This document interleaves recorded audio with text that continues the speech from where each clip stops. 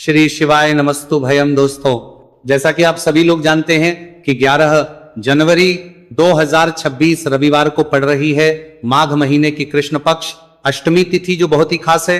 और दोस्तों, ये वो तिथि है जो कि माघ महीने में रविवार को पड़ रही है, तो इस दिन का महत्व और भी अधिक बढ़ जाता है। पूज्य गुरु जी ने कहा है कि अगर कभी भी मौका लग जाए और माघ महीने की अष्टमी तिथि रविवार को पड़ जाए तो इस दिन आपको 11 गेहूं के दाने वाला उपाय जरूर करना चाहिए, क्योंकि ऐसा शुभ संयोग बहुत ही कम आता है। और दोस्तों, इसी दिन किया जाने वाला पंडित जी द्वारा बताया गया 11 गेहूं के दाने वाला उपाय आप लोगों को जरूर करना चाहिए। और अगर आप लोगों ने इस उपाय को नहीं किया है या किसी कारणवश नहीं कर पाए हो तो अष्टमी तिथि के दिन इस उपाय से मत चूकना। दोस्तों देखिए, ये दिन इतना खास होता है, इतना महत्वपूर्ण होता है। देखा गया है कभी कभी बड़े पूजा पाठ अनुष्ठान से जो मनोकामना पूर्ण नहीं होती है, वह माघ महीने के रविवार के दिन एक छोटे से उपाय करने से ही आपकी मनोकामना पूर्ण हो जाती है।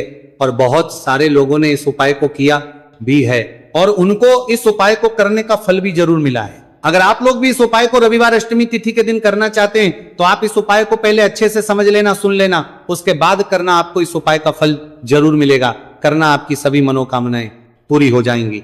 दोस्तों, हम आपको यहां पर बता दें कि ये जो 11 गेहूं के दाने वाला उपाय है, ये उपाय पंडित जी ने अपनी अभी की शिव महापुराण की कथा में ही बताया है। और इस उपाय को करने से आपके घर में चाहे किसी भी प्रकार की दुख और समस्या क्यों ना चल रही हो, आपको उसका कारण भी नहीं पता है कि भाई ये समस्या किस कारण से चल रही है, उसका कुछ भी कारण हो सकता है। जैसे पितृदोष हो सकता है, कालसर्प दोष हो सकता है, या किसी भी तरह का मंगल दोष भी हो सकता है, और भी बहुत के दोष होते हैं, कुछ भी हो सकता है। पर आपको इस उपाय को करने के लिए अपने दोष को पता लगाने की भी जरूरत नहीं है। आपके घर में किस कारण से इतनी दुहक और परेशानी आ रही है, वो भी आपको पता लगाने की जरूरत नहीं है। बस रविवार के दिन इस उपाय को कर लेना, क्योंकि इसी एकमात्र उपाय को करने से आपके पूरे घर परिवार में सुख और शांति हो जाएगी। आपके घर में अच्छे अच्छे काम होने लगेंगे। आपकी जो भी मनोकामना होगी वो आपको करना कैसे है, किसको करना है, किस समय करना है और कैसे करना है। देखो, उपाय बिल्कुल आसान है, बस समझने वाली बात है। ध्यान से समझिए, उसके बाद ही आप लोग जो है इस उपाय को जरूर कीजिएगा। लेकिन उससे पहले जो भी मेरे भाई, मेरी प्यारी बहनें आज चैनल पर पहली बार आए हैं या मेरी आवाज आज पहली बार सुन रहे हैं, अगर आप भी महादेव के सच्चे भक्त हैं तो वीडियो को लाइक और चैनल को सब्सक्राइब जरूर कर लें और कमेंट बॉक्स में लिखे हर हर महादेव, जय भोलेनाथ। अब सबसे पहली चीज हम लोग ये समझते हैं कि इस 11 गेहूं के दाने वाले उपाय को इस अष्टमी तिथि के दिन किसको करना है। तो देखिए, इस उपाय को घर के सभी सदस्यों को करने की बिल्कुल भी जरूरत नहीं है। घर में से कोई एक मुख्य बड़ा सदस्य ही इस उपाय को करेगा तो उस घर परिवार के सभी सदस्यों को इस उपाय को करने का फल मिल पर। वो बड़ा सदस्य कौन होगा, कौन व्यक्ति इस उपाय को करेगा, तो यहां पर देखिए हम आपको बता दें, घर की जो बड़ी माताएं बहनें होंगी, घर की बड़ी माताओं बहनों में से कोई भी एक माता बहन इस वाले उपाय को कर सकती है। अपने पूरे घर परिवार के लिए घर में सभी सदस्यों को इस उपाय को करने की जरूरत नहीं। मात्र घर की जो बड़ी माताएं बहनें हैं उनमें से कोई भी एक माता बहन इस वाले उपाय को करेगी, उसके घर परिवार के पूरे सदस्यों को इस उपाय का फल मिलेगा। अगर किसी कारणवश माताएं बहनें घर में उपस्थित ना हो या वो इस उपाय को ना कर रही हो, कुछ दिक्कत हो, तो भाई उस जगह पर फिर घर का कोई बड़ा व्यक्ति भी इस उपाय को कर सकता है। माताओं बहनों के कहने का मतलब यह था कि माताएं बहनें घर की लक्ष्मी होती है। जब घर की लक्ष्मी कोई उपाय करती है तो निश्चित ही भगवान शिव जी बहुत जल्दी प्रसन्न होते हैं और उपाय का फल में बहुत जल्द और बहुत बड़ा करके भी यहां पर देते हैं। तो आप लोग ये बात समझ गए होंगे। अब हम ये बात समझते हैं इस वाले उपाय को हमें करना किस समय है। इस 11 गेहूं के दाने वाले उपाय को हमें इस रविवार अष्टमी तिथि के दिन करना किस समय है। तो देखिए, इस उपाय को करने का जो समय है शाम का समय है। अब देखिए, यहां पर हम मुख्य रूप से सुबह का समय नहीं बोलेंगे, क्योंकि देखिए ये जो अष्टमी तिथि है और आप सभी लोग जानते हैं इसका प्रदोष काल का जो समय होता है ना, इस दिन भगवान शिव और माता पार्वती जी का सबसे प्रिय दिन होता है। तो आप लोग इस गेहूं के दाने वाले उपाय को शाम के समय में कर सकते हो। और देखो अगर सुबह करोगे तो आप 8 बजे से 11 बजे के मध्य इस उपाय को कर सकते हो। और देखो अगर शाम के समय कर रहे हो तो इस दिन जरूर शाम के समय का ध्यान रखना कि रात के 6 बजे से लेकर 7 बजे के बीच में अगर आप इस उपाय को कर सकते हो तो बिल्कुल कर लेना। पूरी कोशिश करना, आपको उपाय का फल जरूर मिलेगा। ये बात आपको समझ आ गई। अब बात करते हैं उपाय की। देखो गुरुजी ने कहा है कि अगर रविवार के दिन अष्टमी तिथि पड़ जाए तो इस दिन आपको 11 गेहूं के दाने वाला उपाय तो अवश्य ही करना चाहिए। देखो ये उपाय, यदि आपके जीवन में कर्जा बहुत अधिक है, आपके जीवन में संकट बहुत अधिक रहते हैं, आपके ऊपर बहुत अधिक विपदा आ रही है, बार बार आपको अपने व्यापार में और अपने धन में हानि देखने को मिल रही है, यानी कि आपको प्रत्येक कार्य में हानि हो रही है, तो आपको यह करना चाहिए। देखिए इस उपाय के लिए आपको 11 गेहूं के दाने आपको लेने हैं। ठीक है, 11 दाने लेने के बाद में आपको जरूरत होगी चावल के दानों की। 11 चावल के दाने और 11 गेहूं के दाने, और चावल के दाने खंडित नहीं होने चाहिए। अब आप कहोगे भैया गेहूं कहां से लेने हैं? देखो आपको किसी भी किराना स्टोर पे गेहूं के दाने मिल जाएंगे, जाके ले लेना। ठीक है ना, 11 गेहूं 11 चावल के दाने लेने हैं। साथ ही साथ आपको एक तांबे का लोटा लेना है और उस तांबे के लोटे में आपको जल भरना है। जल खुद के घर का होना चाहिए, मंदिर का नहीं होगा। अब आप ये सब सामग्री लेकर पहुंच जाओगे महादेव के शिवलिंग के पास में। शाम के टाइम पे प्रदोष काल में देखो, जब आप ये उपाय कर रहे हो तो अपना फेस रखना उत्तर दिशा, नॉर्थ डायरेक्शन की तरफ। अब यहाँ पे जो मैं आपको क्रम बताने जा रहा हूं ना, उस मेरे क्रम को बहुत ध्यान से सुनिए। महादेव को अगर कोई सबसे प्रिय है ना, तो उनकी सबसे छोटी पुत्री जिनका नाम है माता अशोक सुंदरी, जो आपके पास में चावल के रह दाने हैं ना, उन चावल के 11 दानों को माता अशोक सुंदरी के स्थान पर आपको अपना नाम और गोत्र बोलते हुए समर्पित कर देने हैं, है ना। चावल के दानों को रखने के बाद में जो आपके पास में तांबे का लोटा है ना, उस तांबे के लोटे को कहीं पे भी हम जल नहीं चढ़ेंगे। सिर्फ और सिर्फ माता पार्वती का जो हस्त कमल आपको दिख रहा है, यहीं पे गोल गोल आपको समर्पित करना है, उसी जल को, और कहीं नहीं। ना तो माता अशोक सुंदरी के स्थान पर, न शिवलिंग के ऊपर, सिर्फ आपको यहाँ पे गोल गोल जलाधारी पर आपको उस जल को समर्पित करना है। अब आपके पास में बचे हुए हैं 11 गेहूं के दाने, और बचे हैं उन्हीं 11 गेहूं के दाने को आपको अपनी मनोकामना, अपने विशेष कहते हुए महादेव के शिवलिंग के ऊपर अगर आप अष्टमी तिथि के दिन प्रदोष काल में समर्पित कर देते हैं, तो आपकी जो भी मनोकामनाएं होंगी, जो भी विश होंगी, महादेव पूरी जरूर करते हैं। अन्न समर्पण करने से, उस खासकर गेहूं को समर्पण करने से हमारी इच्छाएं पूरी होती हैं। और अगर वो दिन अष्टमी तिथि का दिन हो, तब तो इससे सुंदर संयोग कुछ भी नहीं हो सकता। आपकी इच्छाओं को पूरा करने के लिए बहुत स्पेशल, बहुत प्यारा सा उपाय आप सभी को जरूर करना है। ध्यान में रखिएगा, ये उपाय प्रदोष काल में करना है। देखो गुरुजी ने कहा है, भगवान शिव के शिवलिंग पर 33 कोटि देवी देवता का वास होता है। अगर हम शिवलिंग के सामने कुछ भी उपाय करते हैं तो हमारे सभी देवी देवता हमसे खुश हो जाते हैं। ये उपाय आपको अवश्य करना है। देखो सुबह के टाइम नहीं कर सकते, ठीक है। अब बात करते हैं अगले उपाय की। देखिए अब हम जान लेते हैं गुरुजी द्वारा बताए गए दूसरे उपाय के बारे में। इस उपाय के लिए आपको मात्र 2 लौंग लेनी होगी, यानी कि आपको लौंग का जोड़ा लेना है। 2 फूल वाली आपको लौंग लेनी है। लौंग का जोड़ा से भी खंडित नहीं होना चाहिए, इस बात का ध्यान रखिए। इसी के साथ में आपको लेना होगा लाल चंदन का पाउडर। देखिए यदि आपके पास लाल चंदन की लकड़ी है तो उसे घिसकर भी आप चंदन के रूप में प्रयोग कर सकते हैं। यदि पाउडर है तो उसका भी आप अपने उपाय के लिए प्रयोग कर सकते हैं। देखिए चंदन जो है वो तेज का प्रतीक माना गया है, और साथ ही साथ जीवन के अंधकार को दूर करने का प्रतीक माना गया है। अब इसी के साथ में मात्र एक तांबे के पात्र के अंदर शुद्ध जल लेना होगा अपने घर से। अब दोस्तों ये तीनों सामग्री लेकर के सीधे आपको पहुंच जाना होगा भगवान शिव के मंदिर में। देखिए इसी के साथ में आपको एक गोल बाती का दीपक भी लेना होगा। दीपक आप मिट्टी का भी ले सकते हैं, शुद्ध घाटा मढ़कर उसका भी तैयार कर सकते हैं, और दीपक में आपको शुद्ध घी का प्रयोग करना है। लेकिन जैसे ही आप इन सभी सामग्रियों को मिल लेकर के पहुंचेंगे मंदिर में, जैसे ही आप चौखट के वहां पर पहुंचेंगे तो मंदिर की चौखट के सीधे तरफ आप जो अपने साथ एक गोल बाती का दीपक लेकर के आए हैं, उसे आपको सबसे पहले तो प्रज्वलित कर देना है। यानी कि जैसे ही आप मंदिर की चौखट के वहां पर प्रवेश करते हैं तो उसके सीधे तरफ आपको ये गोल बाती का दीपक प्रज्वलित कर देना है। अब देखिए जैसे ही आप ये दीपक प्रज्वलित करेंगे तो आपकी जो भी मनोकामना है उससे आपको बोल देना है। आप इस दीपक को इस प्रकार से करने के बाद इन सभी सामग्रियों को आपको शिवलिंग के पास में लेकर पहुंच जाना है। अब देखिए दोस्तों, आपके पास जो एक तांबे के पात्र के अंदर शुद्ध जल है, उसमें से आपको केवल आधा लोटा जल ही भगवान शिव के शिवलिंग पर अर्पित करना है। आधा लोटा जल आपको उसी पत्र के अंदर बचा लेना है।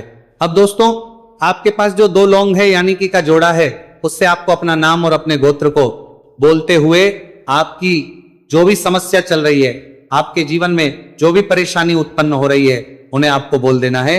और ये जो लौंग का जोड़ा है, इसे आपको भगवान शिव के शिवलिंग पर अर्पित कर देना है।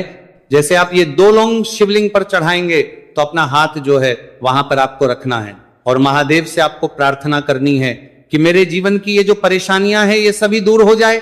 यानी कि आपके जीवन में धन की संबंधित परेशानी चल रही है, कर्ज की समस्या चल रही है, बच्चों का पढ़ाई लिखाई में मन नहीं लग पा रहा है, घर के जो आर्थिक संकट है वो सभी दूर हो, व्यापार आपका ढंग से नहीं चल पा रहा है, घर में रोग की स्थिति बनी हुई है। यानी कि जिस भी प्रकार की आपकी समस्याएं हैं उसे आपको महादेव से बोल देना है और महादेव से इन सभी समस्याओं को दूर करने के लिए आपको प्रार्थना कर लेनी है। अब देखिए दोस्तों, आपने जो 2 लौंग शिवलिंग पर समर्पित की थी उसे आपको वहां से उठा लेना है और इन दोनों को आपको शिवलिंग से उठा करके सीधे उससे जल के पात्र के अंदर डाल देना है। यानी कि अपने आधा लोटा जल और बचाया हुआ था उसी के अंदर आपको ये 2 लौंग डाल देनी है और साथ में आप जो लाल चंदन लेकर के आए थे उस लाल चंदन को भी आपको उसी पात्र के अंदर डाल देना है। यानी कि आधा लोटा जल और बचा हुआ है तो उसी आधे लोटे जल के अंदर आपको ये लाल चंदन भी डाल देना है। अब देखिए, इस आधे लोटे जल में है जिसमें अपने 2 लौंग ली है, लाल चंदन डाला है, उसे सीधे लेकर के आपको पहुंचना है बेलपत्र के वृक्ष के। वहां पर देखिए, बेलपत्र का वृक्ष यदि आपके घर पर है तो वहां पर आपको आ जाना है। आपके घर के आसपास कहीं भी है तो वहां पर आपको पहुंच जाना है और उसके बाद आपका जो मुख है वह उत्तर दिशा की ओर होना चाहिए और उसके बाद आपको अपना नाम और अपनी गोत्र को बोलना है और पुनः अपने जो भी परेशानियां शिवलिंग के पास में बोली थी उन्हें आप वापस से बेलपत्र के वहां पर भी बोल देनी है। और ये जो आधा लोटा जल और है, इससे आपको पूरा बेलपत्र के वृक्ष की जड़ में श्री शिवाय नमस्तुभयम इस मंत्र का जाप करते हुए समर्पित कर देना है। तो बस इतना सा उपाय आपको करना है। जो भी आपकी परेशानी है, समस्या है, उससे महादेव निश्चित ही दूर करेंगे। अब दोस्तों, हम जान लेते हैं तीसरे चमत्कारी और विशेष उपाय के बारे में। देखिए, ये उपाय बहुत ही है क्योंकि इस उपाय से आपके जिम में तेज की वृद्धि होगी। यानी कि जीवन से जितना भी अंधकार ही वो सभी दूर करेंगे होगा। तो इस उपाय के लिए आपको मात्र एक गुड़ का टुकड़ा लेना है। गुड़ का टुकड़ा आपके जीवन में तेज की वृद्धि करता है और साथ ही साथ आपके जीवन से जो अंधकार है उसे दूर करता है। इसी के साथ में आपको एक चावल दाना यानी कि अक्षत का दाना लेना है। यह चावल का दाना आपके जीवन में सुख शांति को लेकर के आता है, आपके जीवन में धन की जितनी भी परेशानियां हैं उन्हें समाप्त करता है। इसी के साथ में आपको मात्र एक हरा मूंग लेना है। हरा मूंग जो है वह बुध ग्रह को प्रसन्न करता है। देखिए, हरा मूंग का उपाय करने से बुध ग्रह मजबूत होता है और बुध ग्रह के मजबूत होने से बुद्धि, ज्ञान और विवेक की प्राप्ति होती है। तो ये तीनों ही सामग्री आपको एक एक लेनी है। यानी कि एक गुड़ का, एक चावल का दाना, एक हरा मूंग आपको लेना है।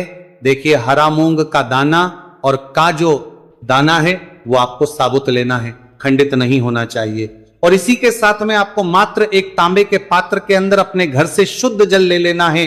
देखिए, अब इन सभी सामग्रियों को लेकर के सीधे आपको पहुंच जाना है भगवान शिव के मंदिर में। आप ये उपाय सुबह से लेकर के शाम तक किसी भी समय कर सकते हैं, लेकिन रविवार के दिन ही आपको इस उपाय को करना है।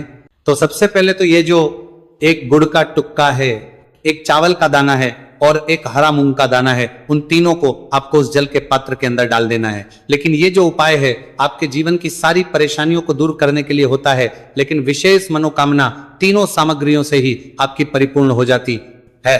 देखिए, यदि आपके जीवन तेज होगा तो सभी आपसे वार्तालाप करेंगे, सभी आपसे बात करेंगे और आपका जो मान सम्मान है वो बढ़ता है।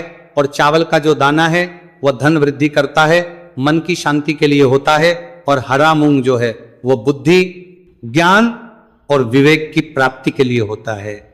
अब देखिए, ये जो एक पात्र है इससे आपको भगवान शिव के शिवलिंग पर धीरे धीरे अर्पित कर देना है। श्री शिवाय नमस्तुभयम इस मंत्र का जाप करते हुए और तुमरुकेश्वर महादेव का मन में स्मरण करते हुए।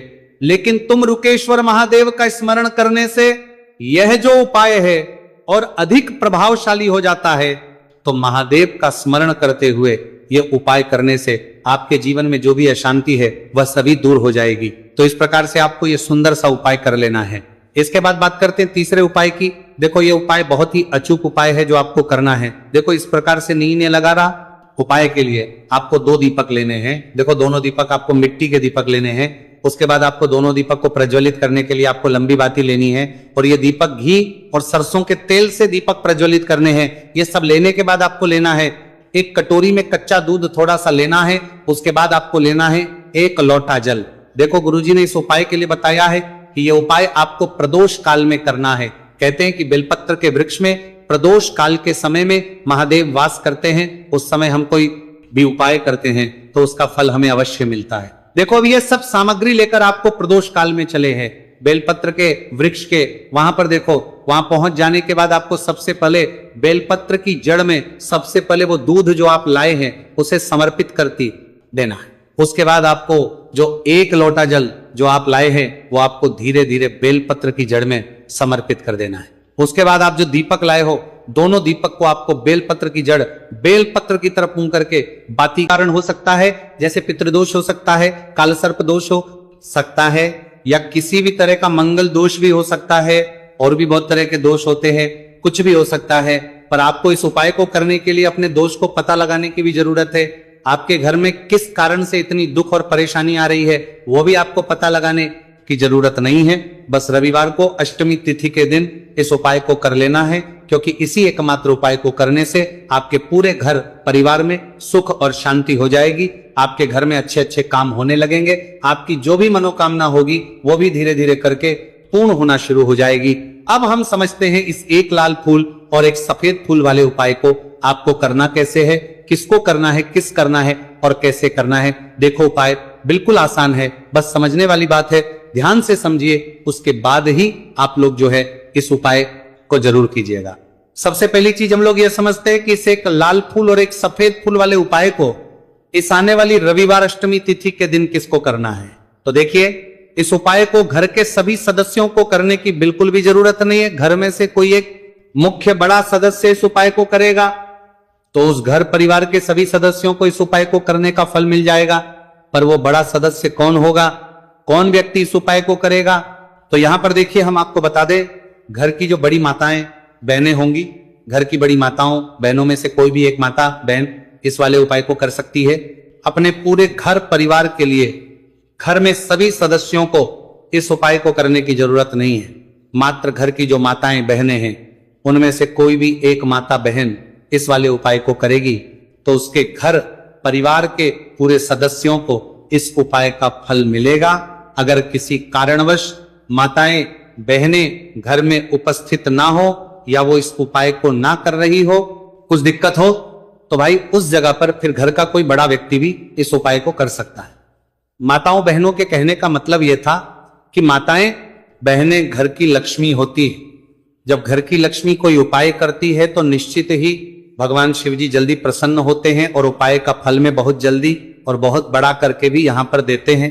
तो आप लोग ये बात समझ गए होंगे। अब हम ये बात समझते हैं कि इस वाले उपाय को हमें करना किस समय है। 1 लाल फूल और 1 सफेद फूल वाले उपाय को हमें अष्टमी तिथि के दिन करना किस समय है। तो देखिए इस उपाय को करने का जो समय है सुबह का समय भी है और शाम का समय भी है। अब देखिए यहां पर हम मुख्य रूप से सुबह का समय नहीं बोलेंगे, क्योंकि देखिए ये जो अष्टमी तिथि है और आप सभी लोग जानते हैं रविवार अष्टमी तिथि के दिन का प्रदोष काल का मतलब शाम का जो समय होता है ना, इस दिन भगवान शिव जी का सबसे प्रिय दिन होता है। तो आप लोग इसे 1 लाल फूल 1 सफेद फूल वाले उपाय को सुबह के समय भी कर सकते हो और शाम के समय प्रदोष काल में भी कर सकते हो। सुबह के समय अगर कर रहे हो तो 10 या फिर 11 बजे तक भी अगर उपाय करोगे तो भी आपको उपाय का फल मिलेगा। वही अगर शाम के समय कर रहे हो तो इस दिन जरूर शाम के समय का ध्यान रखना कि शाम के 6 बजे से लेकर 7 बजे के बीच में अगर आप इस उपाय को कर सकते हो तो बिल्कुल कर लेना, पूरी कोशिश करना। पर अगर किसी कारणवश इस समय के बीच में ना कर पाओ तो रात 8 बजे तक भी अगर आप उपाय को करोगे तो आपको उपाय का फल जरूर मिलेगा।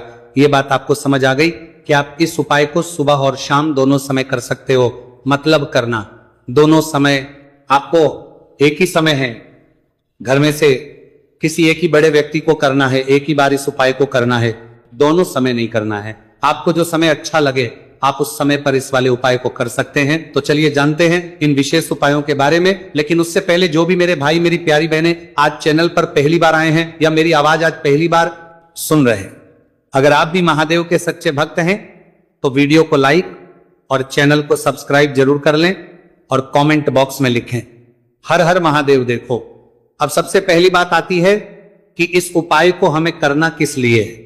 जैसा कि हमने अभी आपसे बोला कि इस उपाय को करने के बाद आपके जीवन में बहुत सारी खुशियां आएंगी, आपकी मनोकामनाएं पूर्ण होंगी, आपकी धन की समस्या दूर होगी, आपकी पैसों की समस्या दूर होगी। अब देखिए, अगर आप लोग सोच रहे हो कि भाई हमें अपना घर बनाना है पर घर बनाने के लिए पैसा नहीं है, हमें गाड़ी लेना है पर गाड़ी लेने के लिए पैसा नहीं है, हमें जमीन लेना है पर जमीन के लिए पैसों की कमी पड़ रही है, अगर ऐसी ही दिक्कत परेशानी या किसी भी तरह की धन से जुड़ी हुई समस्या या पैसों से जुड़ी हुई समस्या अगर आपके जीवन में चल रही है तो ये उपाय निश्चित ही आपके जीवन में बहुत सारे फल लाकर दे सकता है। इसीलिए अगर आपके घर में बहुत ज्यादा दिक्कत समस्या परेशानी चल रही है, धन से जुड़ी हुई पैसों से जुड़ी हुई धन की बहुत ज्यादा कमी आ रही है, पैसों की आवक नहीं हो रही है, तो भाई आप लोगों को इस वाले उपाय को जरूर करना चाहिए। घर में से किसी एक भी बापे व्यक्ति को अब इस उपाय में करना क्या है वो सबसे पहले हम लोग जान लेते हैं। उपाय की सामग्री हम लोग सबसे पहले जानते हैं कि इस उपाय में किस किस चीज की आवश्यकता पड़ेगी। तो देखिए, उपाय का नाम तो एक लाल फूल और एक सफेद फूल वाला उपाय है, पर इस उपाय में कुल मिलाकर 4 सामग्री हमें लगने वाली, जो कि पंडित जी ने खुद सीहोर वाली कथा में बताया है। और जो हम आपको उपाय बताते हैं वो पंडित जी द्वारा बताए गए होते हैं, अलग से हम कुछ भी नहीं बताते। तो यहां पर हम लोग समझते हैं कि इस उपाय की सामग्री क्या है। तो देखो, उपाय की जो सामग्री है वो 4 सामग्री है, जिसमें से सबसे पहली सामग्री है एक बेलपत्र। देखो, बेलपत्र क्या होती है? बेलपत्र जो शिव की शिवलिंग पर चढ़ती है। दूसरी चीज है एक शमी पत्र, शमीप्र शिवलिंग पर ही चढ़ता है। तीसरी चीज है दोस्तों एक लाल फूल, उपाय का नाम है, तो एक यहां पर आपको लाल फूल लेना है। अब ये लाल फूल कौन सा लेना है? देखो, शिवलिंग के ऊपर जो लाल फूल चढ़ता हो उनमें से कोई भी एक लाल फूल पसंद कर लेना और वो कहीं से तोड़कर या कहीं से खरीद कर लेकर आना और उस लाल फूल को उपाय में प्रयोग कर लेना। उसके बाद में एक सफेद फूल का विशेष रूप से ध्यान रखना, जो सफेद फूल शिवलिंग पर चढ़ता हो सिर्फ वही सफेद फूल लेकर आना, इसके अलावा कुछ मत लेकर आना, लेकिन केतकी का मत लेना। तो एक एक मात्रा में ही आपको ये चारों सामग्री चाहिए, एक बेलपत्र, एक शमी पत्र, एक लाल फूल और एक सफेद फूल। ये चारों सामग्री आप लोग तैयार करके रख लें। प्रदोष काल में या सुबह के समय जब भी आप इस उपाय को कर रहे हैं, जैसे ही आपके उपाय की सामग्री तैयार हो जाती है तो क्या हम सीधा उपाय को करने के लिए इन चारों सामग्री को उपाय करने के लिए जा सकते हैं? नहीं। तो यहां पर आपको इस बात का ध्यान रखना है कि हम भगवान शिव जी को प्रसन्न करने के लिए तो जा रहे हैं, हम अपनी मनोकामना को पूर्ण करवाने के लिए तो जा रहे हैं पर हमें यह दर्शाना बिल्कुल भी नहीं है कि हम सिर्फ अपने फायदे के लिए भगवान शिव जी के मंदिर में आए हैं। इसीलिए हम इस उपाय को करने के साथ साथ में भगवान शिव जी की पूजन अर्चना के लिए कुछ सामग्री भी जरूर लेकर जाएंगे। जैसे कि सुबह समय अगर आप उपाय को कर रहे हो, इसे एक लाल फूल और एक सफेद फूल वाले उपाय को, तो भाई सुबह के समय आपको एक लोटा जल लेकर जाना है। जो लोग प्रतिदिन शिव जी के मंदिर जाते हैं, पूजन अर्चना करते हैं, जल चढ़ाते हैं, फूल बेल पत्र सब कुछ चढ़ाते हैं, भाई वो अपनी पूजन अर्चना वैसी की वैसी ही करना। बाकी जो सिर्फ उपाय को करने के लिए जा रहा है, जो कुछ भी लेकर नहीं जा रहा है, उसे कम से कम एक लोटा जल अपने घर से भरकर लेकर जाना, अगर आप उपाय को कर रहे हो, है ना। क्योंकि इस वाले उपाय को आप भगवान शिव जी की पूजन अर्चना करने के बाद ही करना। वहीं अगर बात करें शाम के समय की, अगर कोई व्यक्ति शाम के समय प्रदोष काल में इस वाले उपाय को कर रहा है तो भाई आपको मात्र एक घी का दीपक तैयार करना है। ये बात हम हमेशा बोलते हैं, शाम के समय प्रदोष काल में कोई कर रहे हो ना, तो दीपक का विशेष महत्व होता है। रविवार, अष्टमी तिथि, दिन का प्रदोष काल में जो भी व्यक्ति दीपक जलाता है ना भगवान शिव जी के मंदिर में, भाई उसके जीवन से सारी दुख और परेशानियां भी दूर होती है। तो भाई इस दिन दीपक का विशेष रूप से ध्यान रखना आप लोग। अगर आप इस उपाय को शाम के समय प्रदोष काल में कर रहे हो, है ना, ये जो दीपक आप लोगे ये आटे का लोगे। जो आटा आप गूंद दोगे उसके अंदर कुछ भी मत डालना, मात्र सादा आटा लगाकर उसे तैयार कर लेना और एक मीडियम साइज का दीपक तैयार कर लेना। दीपक ना ज्यादा छोटा हो ना ज्यादा बड़ा हो, है ना। उसके बाद में दीपक आपका तैयार हो जाए तो इसके अंदर जो बत्ती रखोगे वो गोल बत्ती रखोगे।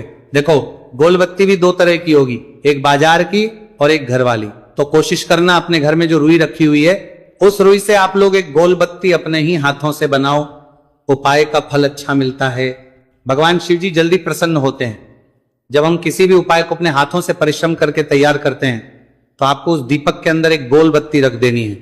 इसके अंदर जो चीज आप लोग डालोगे वो डालोगे शुद्ध देसी गाय का घी।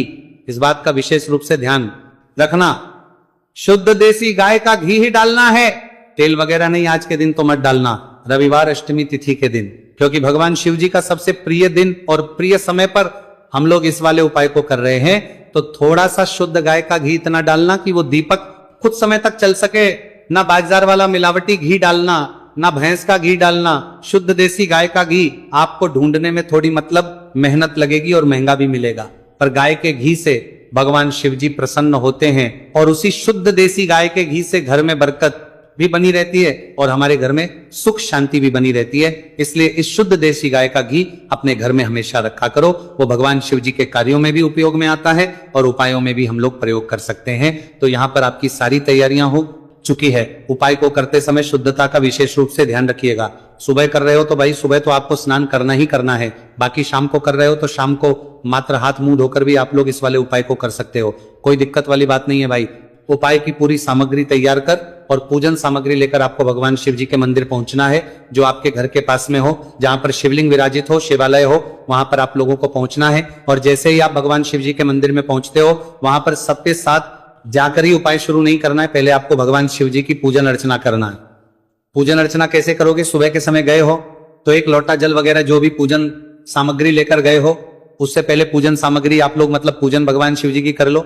जो व्यक्ति सिर्फ एक लोटा जल लेकर गए हैं वो शिव जी के शिवलिंग पर मात्र एक लोटा जल एक धारा से धीरे धीरे करके चढ़ा लो। अपनी पूजन अर्चना आप लोग जो है पूरी कर लो पहले।